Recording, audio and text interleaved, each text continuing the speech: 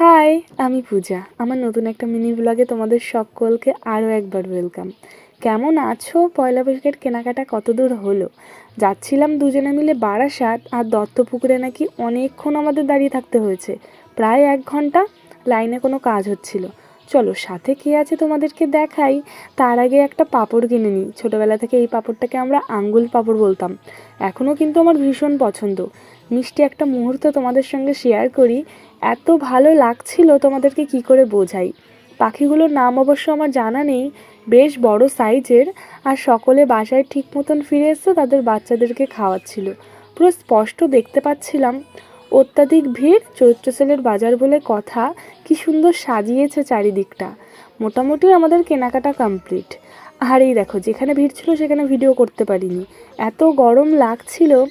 আসল চৈত্র সেল কোথায় হচ্ছে সেটা তোমাদেরকে দেখাবো। তার আগে ঠান্ডা ঠান্ডা দুটো লস্যি কিনে নিই। আর খেতে খেতে যাচ্ছি এখন বারাসাত স্টেশনের দিকে। এই দেখো, আসল চৈত্র সেল তো এইখানে।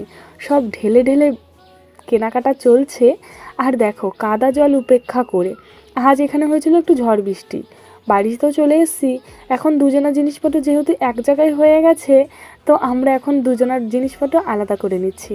ও চলে এসছে, এই দেখো কত কেনাকাটা করা হয়েছে। আর বাড়িতে বাচ্চারা কি করছিল দেখাই। ভিডিওটা কেমন লাগলো অবশ্যই কমেন্ট করে জানিও। দেখা হবে নতুন একটা ভিডিওয়ে। ততক্ষণের জন্য সুস্থ থেকো, টাটা।